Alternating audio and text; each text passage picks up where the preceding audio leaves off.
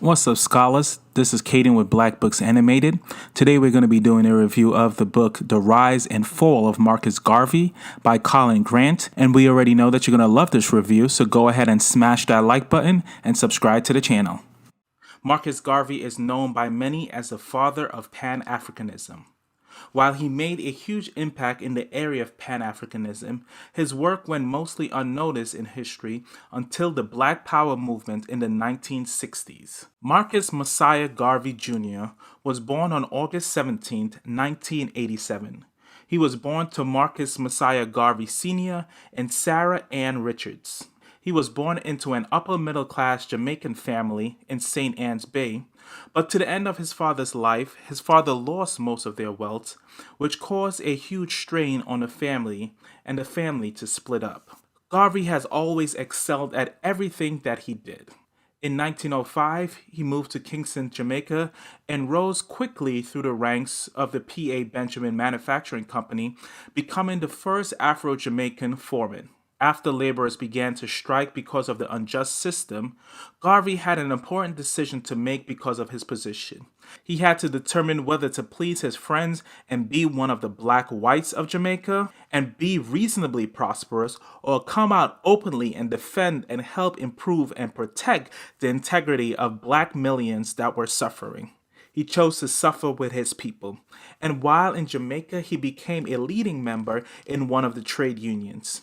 He later found employment with a government printer company after having a difficult time finding work because of this unjust system. In 1916, Garvey moved to Harlem, New York, where he started the UNIA, the Universal Negro Improvement Association.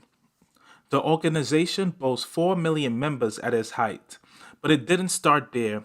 Garvey would have many apparent failures and setbacks before the organization finally took off. As a part of this organization, Garvey was elected the Provisional President of Africa.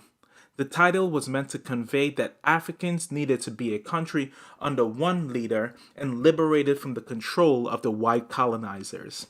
He also looked for areas of solidarity with other groups, so he identified his movement with similar movements for liberation and a homeland that were taking place during this time, like the Irish and the Jews who were advocating for their own homelands.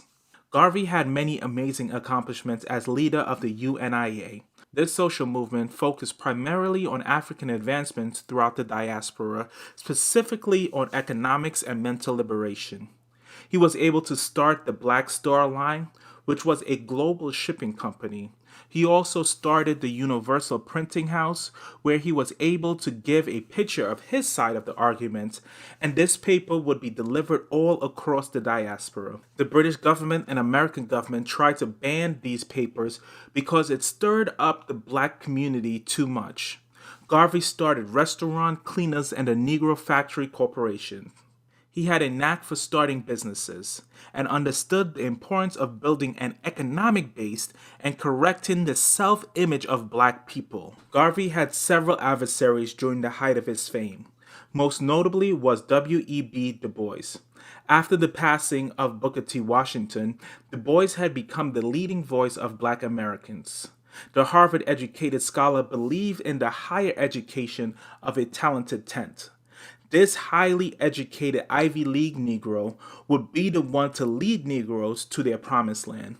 Garvey did not fill Du Bois' bill of the talented tenth. While Du Bois ignored Garvey for a while, this all began to change when Garvey started to grow in popularity, and to many, he became the new voice for all black people in America. Luckily for Du Bois, the American government, J. Edgar Hoover, and the British government wasn't a fan of Garvey. These four groups actively tried to discredit Garvey and his movement. In many ways, they were successful in destroying his movement.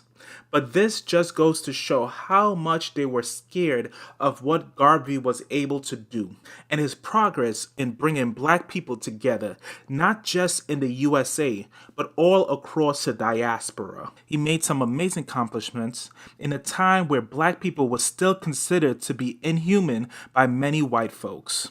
His ability to unify black people all across the diaspora is something that has not been matched till this very day. Alright family, thank you for watching. This is a brief review of the life of Marcus Garvey as portrayed in the book A Negro with a Hat, The Rise and Fall of Marcus Garvey by Colin Grant. It is an amazing read, so I 100% recommend you pick up a copy. I will leave a link in the description below, and as I always say, love you, and remember, live your best life.